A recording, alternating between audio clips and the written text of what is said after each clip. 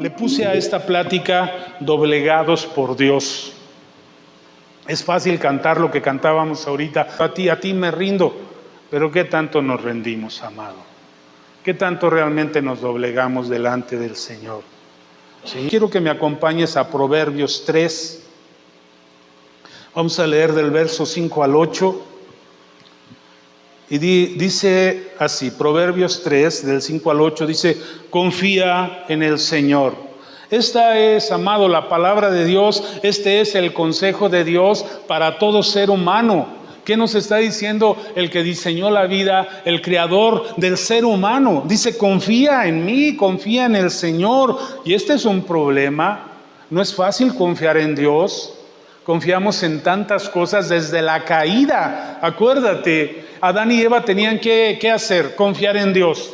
Pero no confiaron en Dios, pusieron en duda la palabra de Dios. Dios dijo, vino la serpiente, Dios te dijo esto, y ellos creyeron lo que dijo la serpiente. Entonces el consejo de Dios dice: confía en Jehová con todo tu corazón, con todo. A veces medio confiamos. Yo me he encontrado en la vida medio confiando, pero medio dudando.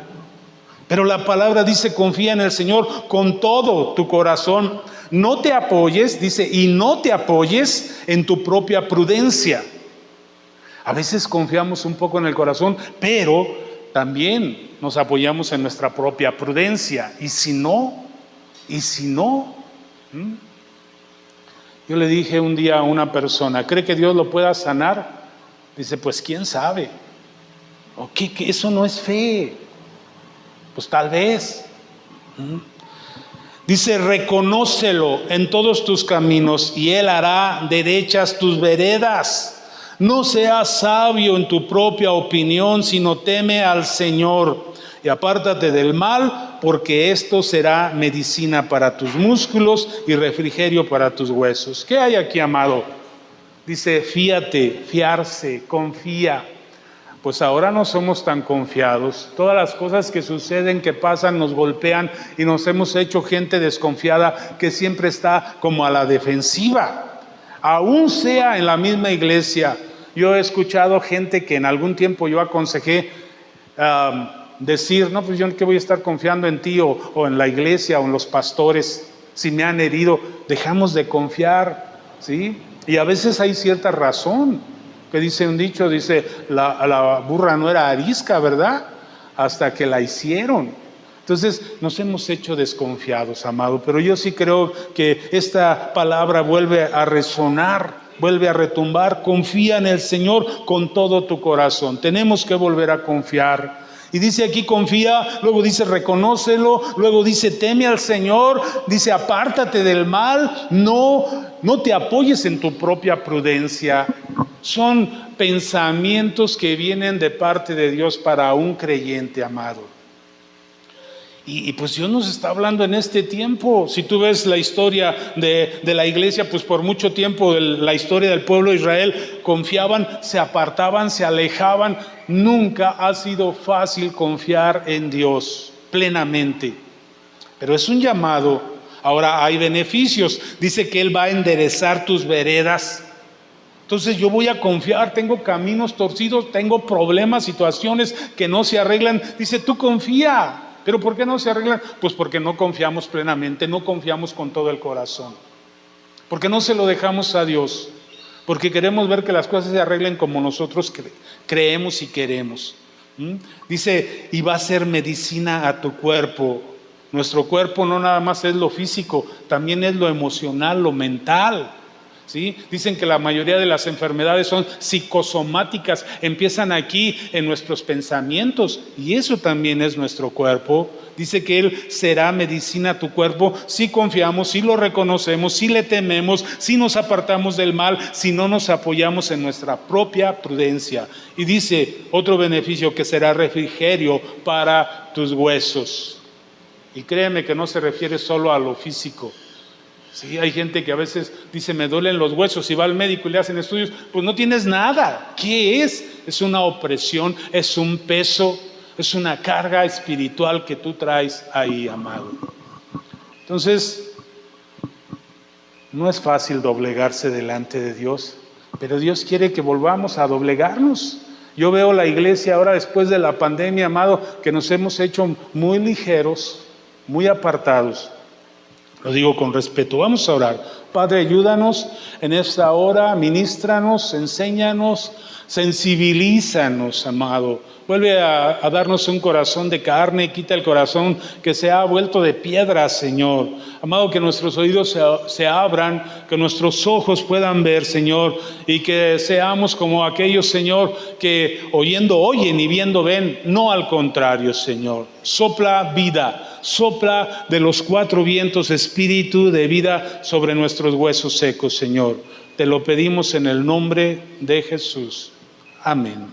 Ok, doblegados por Dios. Amado, qué difícil es para muchos doblegarse delante de Dios. ¿Por qué? Porque todos creemos que estamos bien. Sí, yo platiqué con una persona y qué difícil es meter la palabra. ¿Por qué? Porque la gente cree que está bien. Ya se hizo conceptos y cree que son los correctos. No es fácil tirar conceptos. A veces se arraigan tanto que tenemos como un escudo y nos dicen algo, sí, pero lo sacudimos y no logra entrar, no logra penetrar. Entonces, todos creemos estar bien. Acompáñame ahí mismo en Proverbios, pero vamos al 26. Proverbios 26 y leemos el verso 12. Dice, es una pregunta del escritor de Proverbios.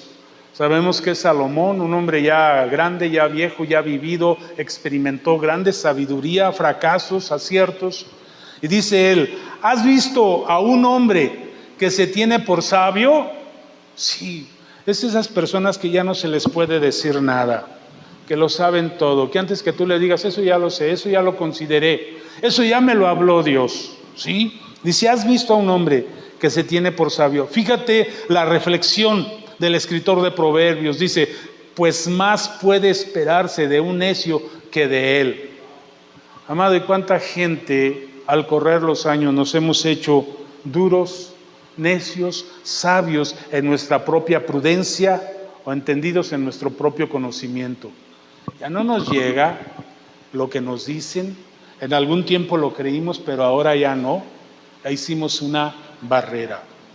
Entonces hoy se trata, amado, de que esta barrera se pudiera romper, de que pudiéramos volver a ser quebrantados y volviéramos a poder ser como niños receptores de la palabra, del amor, de la bondad de Dios. ¿Sí? No quiero yo ser sabio en mi propia opinión, por muchas ocasiones lo he sido, pero quiero oír la palabra de Dios. Quiero leerte algo de un teólogo de algunos siglos atrás, que escribió varios libros, A.W. Tozer, y él dice esto, estas son palabras de él, dice que las personas tienen conceptos equivocados acerca de Dios, y eso es verdad. Desde la caída nos hemos hecho conceptos equivocados acerca de Dios, y él dice que los hombres están muy interesados, ¿sí?, en ir en contra de Dios, eso como algo natural por la caída. Dice estas palabras, dice, los hombres no están dispuestos a dejar que Dios sea lo que dice que es. Dios nos dice que es, en su palabra, Él nos dice que es, qué piensa, qué espera de ti, pero el hombre no está dispuesto a dejar que Dios sea lo que Dios dice que es. Queremos cambiar a Dios. Después dice, intentan cambiarlo. Amado, intentamos cambiar a Dios. ¿Se recuerdan a Aarón haciendo un becerro de oro y diciéndole al pueblo, este es Jehová que te sacó del cautiverio? Y era un becerro de oro, pero dice, este es Jehová. ¿Qué más dice A.W. Tozer? Dice, intentan corregirlo. La serpiente quiso corregir. ¿Esto te dijo Dios? No es así. Amado, y ese espíritu de la serpiente es el espíritu de este mundo. Las filosofías, las teologías de mucha gente intentan corregir a Dios. No, es que no es para tanto, es que no debiera de ser así. Y tenemos realmente una filosofía humanista que busca nuestro bienestar, no lo que dice Dios.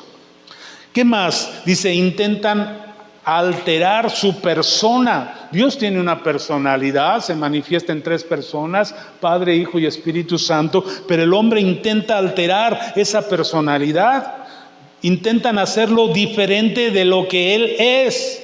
Dios tiene una manera de ser y no la va a cambiar. Entonces, amado, tú y yo tenemos que plegarnos a Él, no Él a nosotros. Entonces, ¿qué tanto nos doblegamos delante de Dios? ¿Qué tanto realmente nos rendimos? Y yo le agregué esto, y otros aún intentan negarlo, porque gente niega a Dios. No hay Dios, ¿sí? Nuestra madre tierra, ¿sí? La naturaleza ahí, y no creen en Dios, son ateos. Acompáñame al Salmo 14. Queremos acercarnos más a ti, Señor. Salmos 14, verso 1 al 2.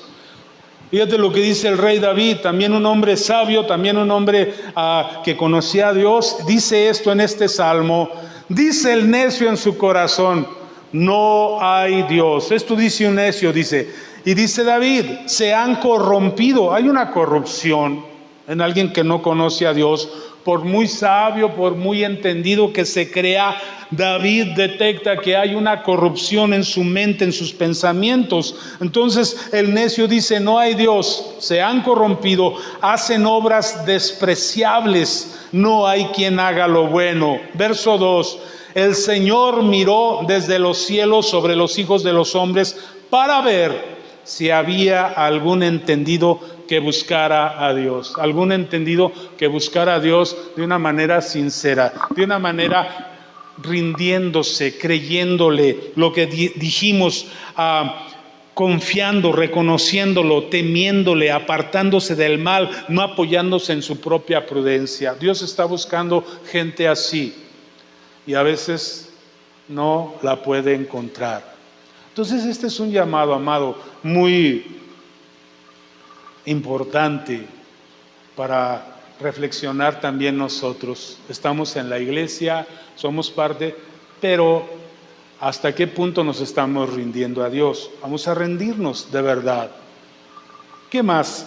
Amado, este es un pensamiento también de A.W. Tozer, dice, amado, no podrás saber la verdad sobre ti mismo a menos que sepas la verdad sobre Dios. El temor a Dios, ¿sí?, es el principio de la sabiduría. Hay gente que dice, es que estoy buscando en mi interior, es que voy a salir para encontrar mi yo. Nunca lo vas a hallar. Mientras tú no comprendas quién es Dios, nunca vas a comprender quién eres tú. Entonces es falso eso de que me estoy buscando a mí mismo. Nunca te vas a hallar. Conoce a Dios y Él va a revelar muchas cosas de quién tú eres. Va a llenar ese vacío. He platicado con personas que están llenas de tristeza, de melancolía, personas que a veces dicen, no le he sentido a mi vida, me quiero quitar la vida. ¿Por qué? Porque hay un vacío y nunca lo van a entender. No entiendo yo para qué estoy No lo vas a entender hasta que no conozcas a Dios. Él tiene el propósito, Él tiene el sentido de tu vida. Entonces, amado, ¿qué podemos hacer? ¿Qué puedo yo hacer? Aún si estoy batallando con el conocimiento de Dios, con la rendición a Dios, ¿qué puedo hacer? Tiene que haber sumisión, amado. Llévate esto, tiene que haber sumisión. O tal vez tiene que haber más sumisión de la que ya hay. Porque tú puedes decir, bueno, el hecho de yo venir aquí, estoy rindiéndome. Y eso es cierto, el hecho de que tú vengas aquí, te has de alguna manera mostrado sumisión. Porque podría estar en mil lugares, pero tiene que crecer tu sumisión. Tenemos que ir más allá, tenemos que avanzar. Jesús lo enseñó en el Padre Nuestro. ¿Qué dice esa parte en el Padre Nuestro en Lucas 11:12? Dice, hágase tu voluntad como en el cielo, aquí en la tierra. Esto lo enseñó Jesús. Hágase tu voluntad. Esto enseñó a orar a la gente, a sus discípulos. Se trata, amado, de rendición, de rendirnos, de dejarlo a Él hacer su voluntad, no la nuestra. Porque a todos nos gusta nuestra voluntad, tenemos nuestros gustos, nuestras preferencias, nuestros ratos para nosotros. Y no está mal, pero cuando se trata de Dios, Él es primero. Hágase tu voluntad en mi vida, determina tú mi vida, ayúdame tú, ya me metí en este problema, ayúdame, sácame tú, guíame tú. Pero muchas veces queremos salir en nuestras propias fuerzas, arreglarlo de nuestra manera. Entonces, amado, que pueda tener más sentido esta oración. Hágase tu voluntad. La decimos bien fácil, hasta la oramos. Padre nuestro que estás en los cielos, santificado sea tu nombre, venga tu reino. Hágase tu voluntad. Eso es una rendición que Jesús le estaba enseñando a sus discípulos. ¿Qué dijo Pedro? Yo saco espada. ¿Qué dijo Pedro? No vayas a la cruz. ¿Qué dijo Juan y su hermano? Que caiga un rayo. No. Hágase tu voluntad. Esa era la enseñanza. Este es un principio, amado, de rendición, de sumisión. Hágase tu voluntad. ¿Cuál es el problema, amado? Poca sumisión. No somos tan sumisos como debiéramos, como quisiéramos. Yo lo digo por mí. No soy tan sumiso y debo de ser más sumiso y quiero trabajar para hacerlo más. El problema es que el hombre, las personas se han endurecido y están siempre a la defensiva contra la verdad de Dios. Aún dentro de la misma iglesia a veces estamos a la defensiva de cosas que dice la palabra. Hay que rendirnos. La gente tiene que volverse, escúchalo, amado, vulnerable. ¿Sí? Vulnerable. Hemos dejado de ser vulnerables. Aunque estemos en la iglesia, no somos vulnerables. ¿Qué es vulnerable? Saqué la definición, que puedes ser herido o puedes recibir una lesión. ¿Recuerdan a Jacob? El mentiroso, el engañador, el que siempre se salía con la suya, el que cuando no le convenía huía. ¿Sí? Era alguien muy pensante que lograba. Pero ¿qué pasó con él? Llegó un punto donde era tanta la presión de su vida, perseguido, de donde venía, lo esperaba peligro, su hermano, pero se hizo vulnerable. Peleó con el ángel y el ángel lo hirió, lo descoyuntó, lo cambió, lo transformó. Tú y yo tenemos que volver a ser vulnerables, porque ya pusimos una barrera y ya nadie me va a herir, nadie me la va a volver a hacer. Y esa es una gran barrera. Y más en las cosas de Dios. Entonces tú y yo tenemos que volver, amado, a entender esto, a ser vulnerables. Veamos una historia en la Biblia. Vayamos a Segunda de Reyes, capítulo 5, y veamos esta historia. Eliseo y Naamán.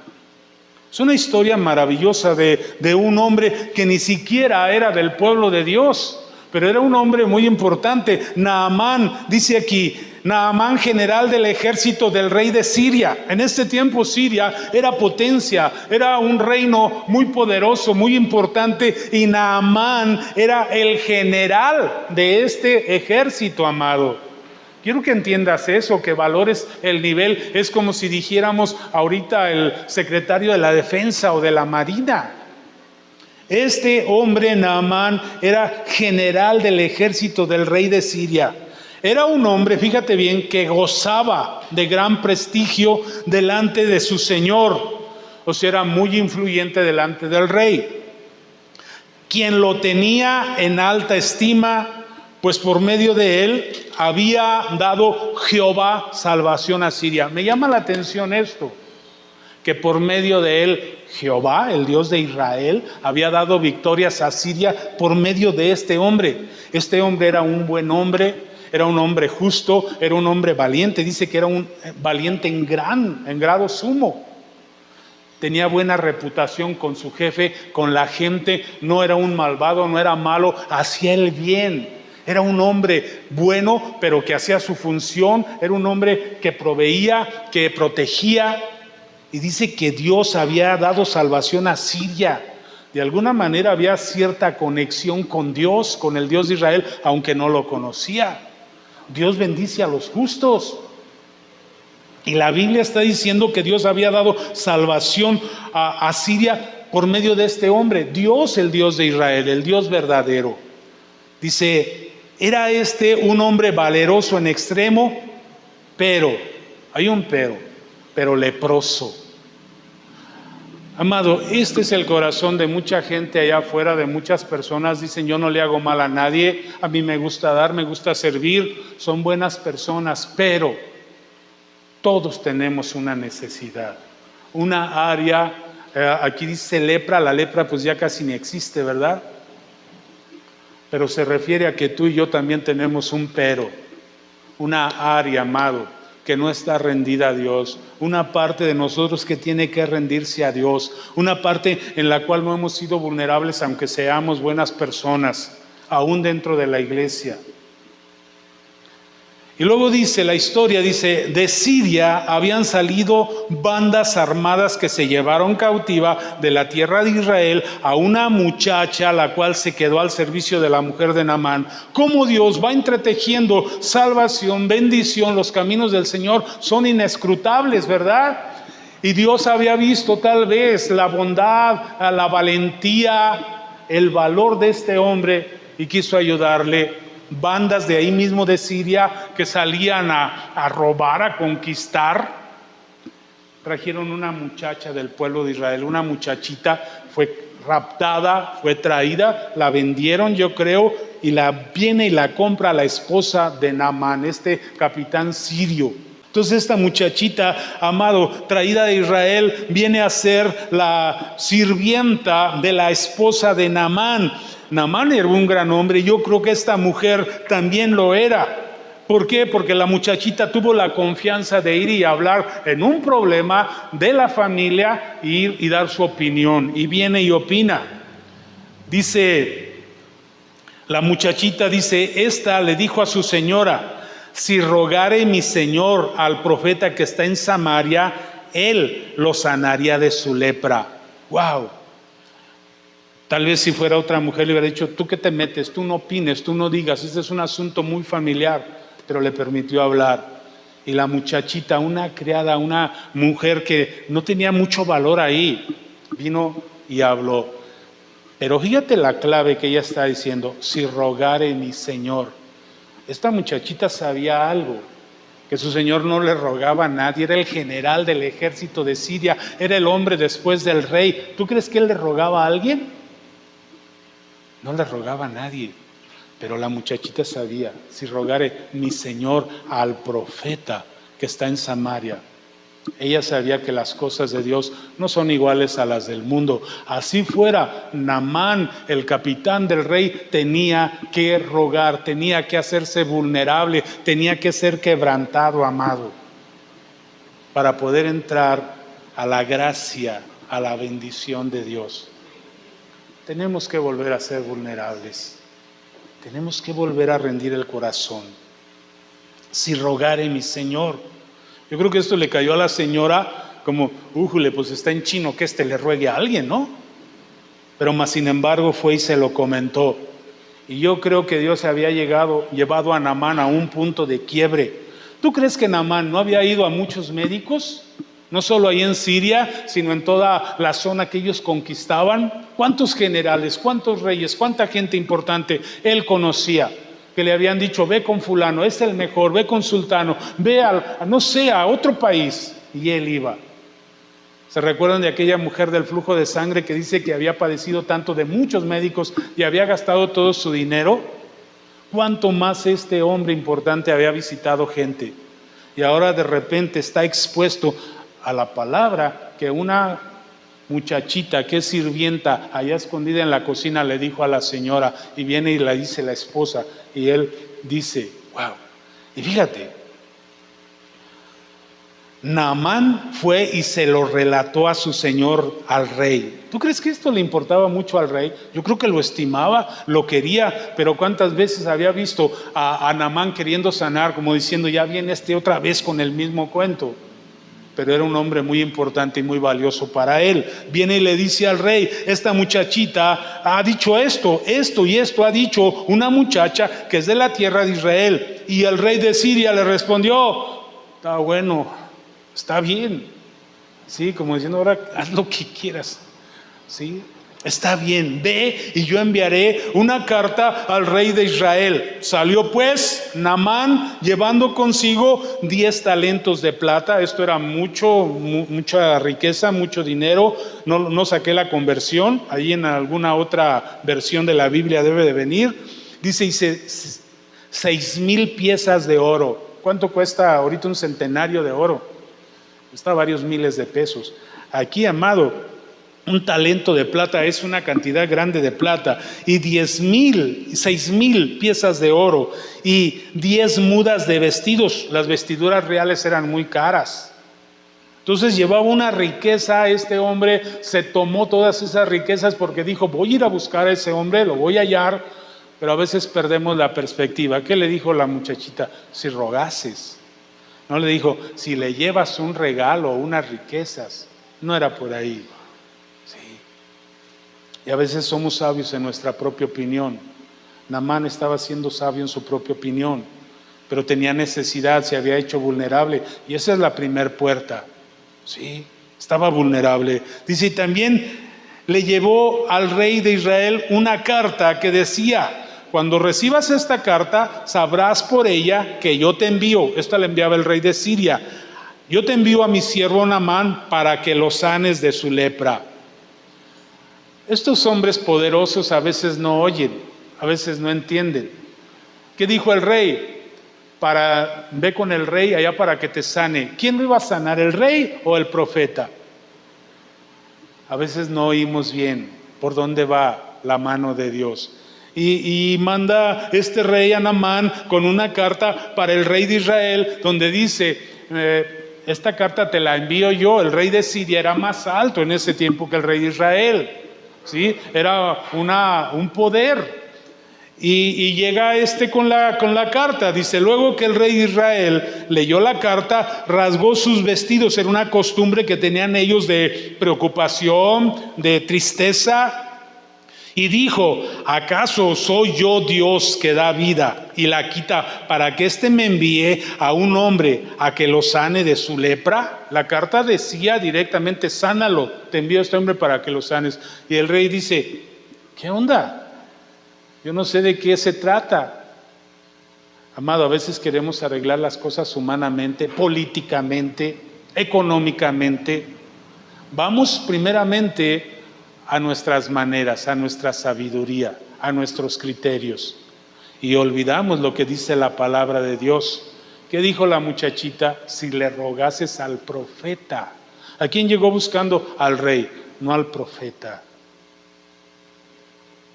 A veces tenemos expectativas de cosas que son equivocadas. Tenemos que conocer a Dios. Aquí ha venido gente con una expectativa no sé qué y se han ido. No sé qué esperaban encontrar. Aquí hablamos la palabra de Dios como lo hablan en otros lugares. ¿Sí? Entonces yo espero que tú, amado, apuntes bien tus expectativas de qué quieres a encontrar aquí. Aquí queremos levantar una iglesia y te necesitamos a ti. Es eso. Dice: considerad ahora y ved cómo busca ocasión contra mí. El rey dijo: lo que quiere es meterme en un aprieto para después conquistarme o pedirme más impuesto, o yo no sé. Él lo vio políticamente. Pero se hizo un alboroto porque el rey pues rasgó sus vestidos, ¿verdad? Y la gente se dio cuenta y corrió tal vez la noticia. Dice: cuando Eliseo, el varón de Dios, oyó que el rey de Israel había rasgado sus vestidos, envió decir al rey: ¿por qué has rasgado tus vestidos? Como diciendo: pues que tú no sabes algo. Y le dice: que venga a mí y sabrá que hay profeta en Israel. Wow. El asunto no es contigo, rey. Este es un asunto de Dios. Y Eliseo era el representante de Dios. Me llama la atención que no dice ¿qué dijo el rey? ¿Que soy yo Dios? Y Eliseo no dice: aquí hay Dios en Israel. No dijo eso. Dice: aquí hay profeta. Aquí hay un representante de Dios. Wow. Estaba bien cierto, bien seguro de su identidad, quién era, del poder que había en él, de lo que podía hacer él, en el nombre de Dios. Llegó Naamán con sus caballos, su carro y se paró a la puerta de la casa de Eliseo. Si tú ves la historia de Eliseo, amado, hizo el doble de milagros que Elías, ¿sí? Tenía una capacidad de ver. Era alguien que tenía visiones claras de lo que sucedía. Lo puedes ver cuando en esta misma historia el criado va y pide cosas a Naamán y él le dice que no estaba mi corazón ahí. Yo creo que Eliseo sabía perfectamente de qué se trataba todo el asunto de Naamán. Sabía que Dios quería quebrantar el orgullo de Naamán. Sabía que Naamán era un buen hombre, pero Dios lo quería llevar a otro nivel. Sabía a qué venía Naamán, lo conocía. Dice entonces Eliseo le envió un mensajero, no lo recibió. Ellos no entendieron lo que dijo la muchachita, si le rogare. Al principio no llegó a rogar, llegó con otra expectativa a su manera. Y Eliseo cerró esa puerta, que venga y me ruegue y yo ponga mi mano en él y lo sane. No va a ser así, se la voy a hacer más difícil. Ni siquiera lo recibió.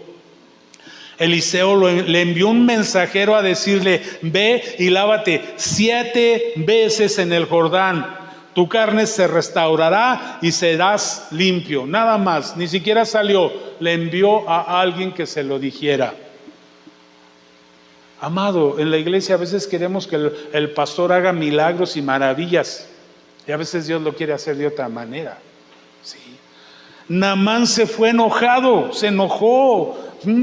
Tanto que yo me hice vulnerable, que vine hasta esta tierra para nada. Yo he oído gente que dice: pues viene a esa iglesia y no pasa nada en mi vida, no sucede nada. Creo que mis problemas, al contrario, se han hecho más grandes. ¿Tenía problemas Naamán aquí? Sí.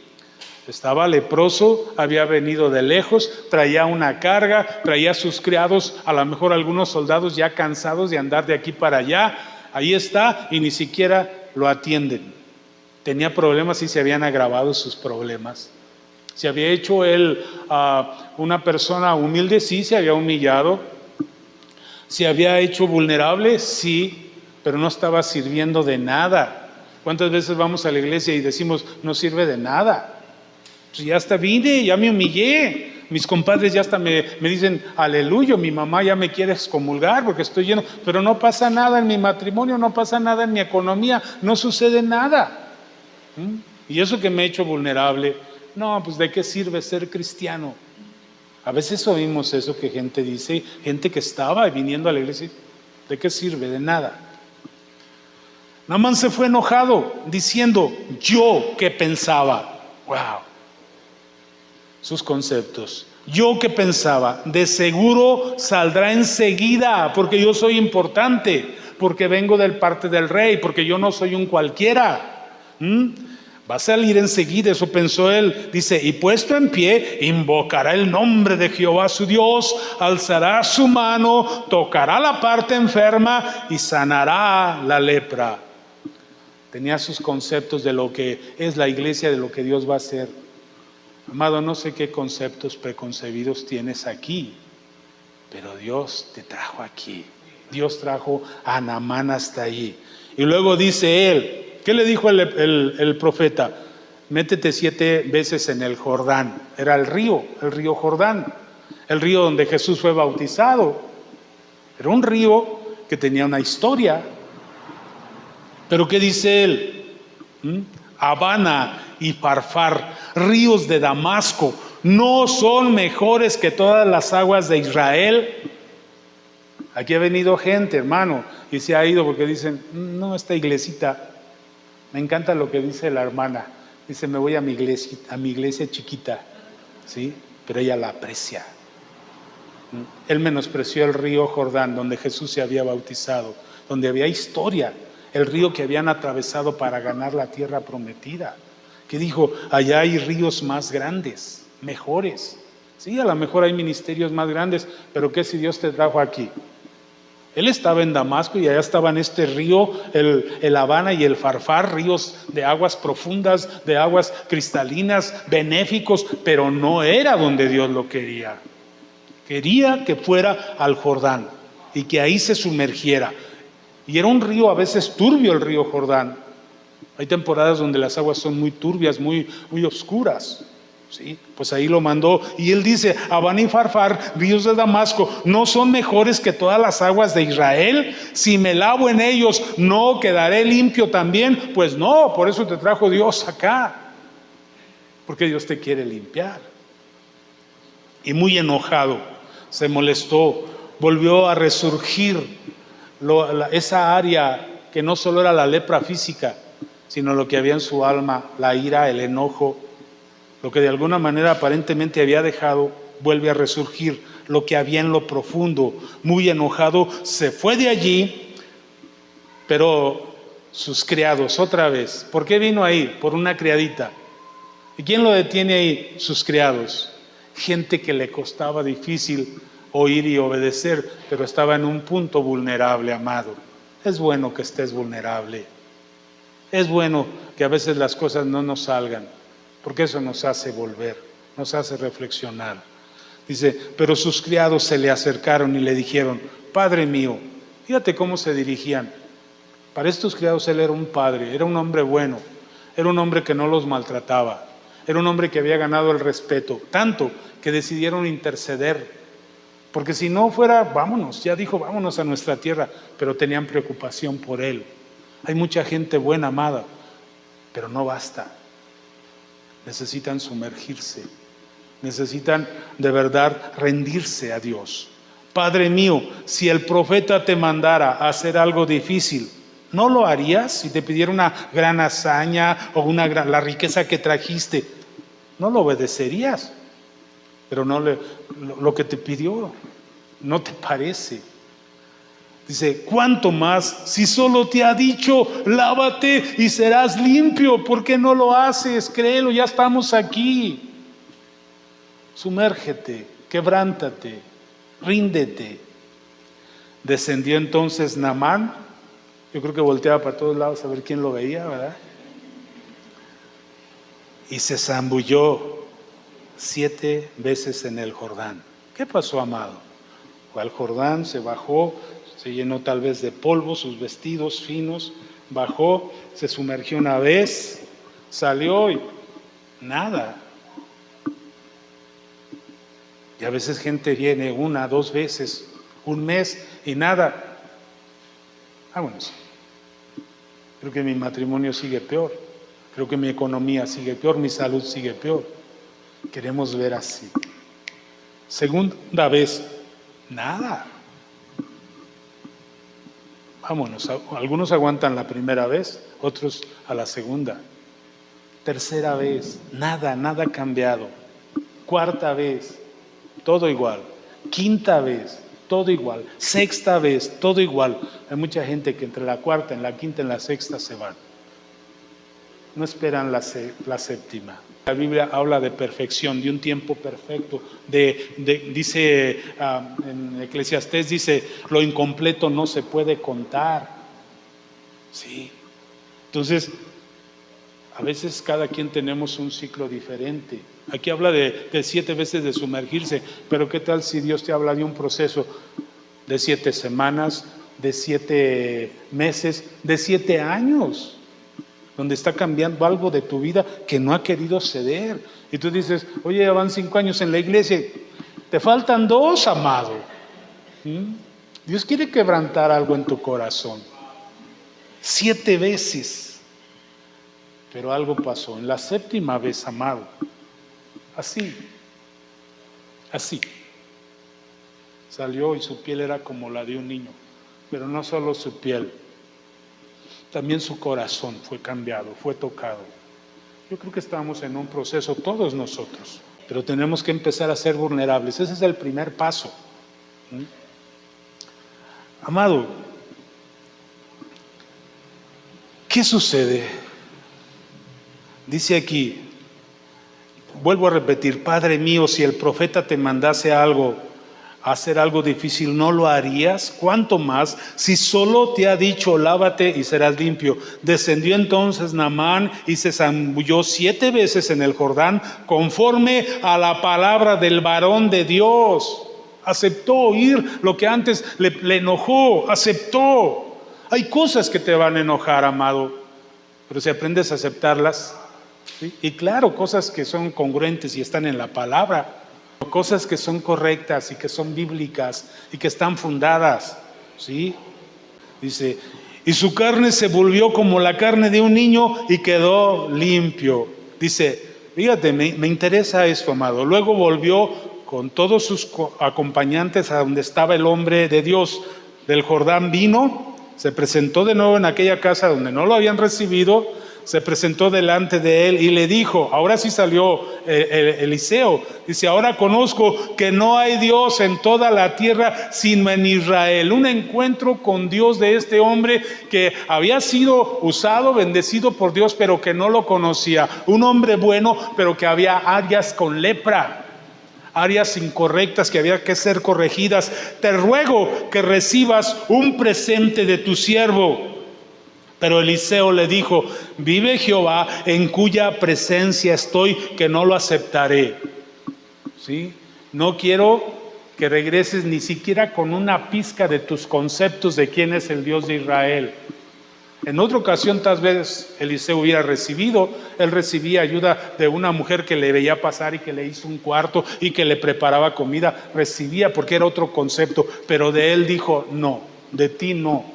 Vive Jehová en cuya presencia estoy, que no voy a aceptar nada de ti, porque no quiero que te quedes con una idea equivocada de quién es el Dios de Israel. ¿Sí? Y aunque le instaba a que aceptara alguna cosa, Eliseo no quiso. Entonces Naamán dijo, fíjate bien, te ruego pues, este es el ruego. Aquí empezó, si aquí hubiera empezado otra cosa hubiera sido, no había rogado Eliseo hasta el punto que estamos. Dice, te ruego pues, la sirvienta, dice, si le rogase al profeta, no había rogado hasta este punto. Te ruego pues, ¿no se dará a tu siervo de esta tierra la carga de un par de mulas? Porque de aquí en adelante tu siervo no sacrificará holocausto, ni ofrecerá sacrificio a otros dioses, sino a Jehová. En esto, bueno, hasta ahí me quedo. ¿Qué le pide? ¿Qué le ruega? Ya entendió, ya comprendió. Dice, ahora déjame llevarme 2 cargas de unas mulas, de 2 mulas, cargas de la tierra que hay aquí, porque voy a hacer un santuario.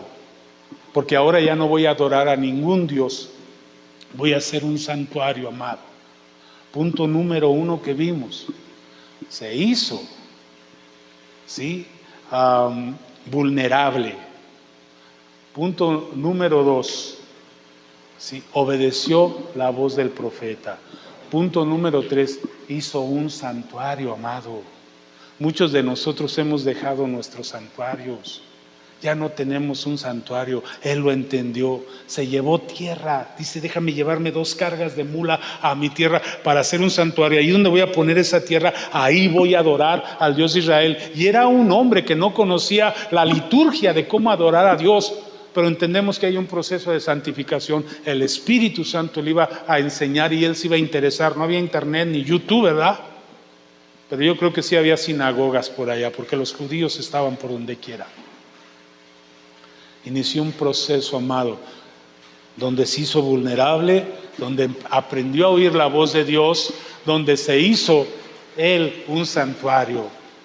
¿Cómo está tu santuario, amado? Pues vuelve a toma tierra de aquí, de Odre, ¿sí? Y vuelve a hacer tu santuario. Ya no es la tierra de otro lugar, ahora es de Odre. Ya no son las aguas del Habana y del Farfar, ahora son las aguas del Jordán, que es Odre, amado, para ti. Yo te animo a eso. Yo quiero que seas parte con nosotros. Y por último, le dice, ahora conozco que no hay Dios en toda la tierra, sino en Israel. Te ruego que recibas un presente, no se lo da, toma la tierra. Te ruego pues, no se dará a tu siervo de esta tierra la carga de un par de mulas, porque de aquí en adelante tu siervo no sacrificará holocausto ni ofrecerá sacrificio a otros dioses, sino a Jehová. Y este punto, amado, dice, en esto perdone Jehová a tu siervo, cuando mi señor el rey entre en el templo de Rimón para adorar allí y se apoye sobre mi brazo, si yo también me inclino en el templo de Rimón, si hago tal cosa, que Jehová perdone en esto a tu siervo. Eliseo le respondió: ve en paz. Eliseo no le dijo: no te puedes hincar delante del... No. Eliseo entendió que este hombre no solo quería hacer un santuario, fue tan sincero que abrió su corazón sin dejar nada oculto. Le dijo: yo todavía tengo funciones allá y voy a tener que hacer algunas cosas que no quiero hacer, pero por mi trabajo, por lo que soy, voy a hacer. ¿Cuántas veces nosotros en el trabajo pues somos responsables y tenemos que hacer algunas cosas? Sí, pero a veces las escondemos. Él no escondió nada. Entonces son estos puntos, amado: ser vulnerable, sí, oír la voz de Dios, estar dispuestos a hacer un altar para Dios y abrir el corazón sinceramente, no guardar nada, no guardar nada. ¿Qué tan vulnerable estás? ¿Qué tan vulnerable eres? Yo quiero que oremos.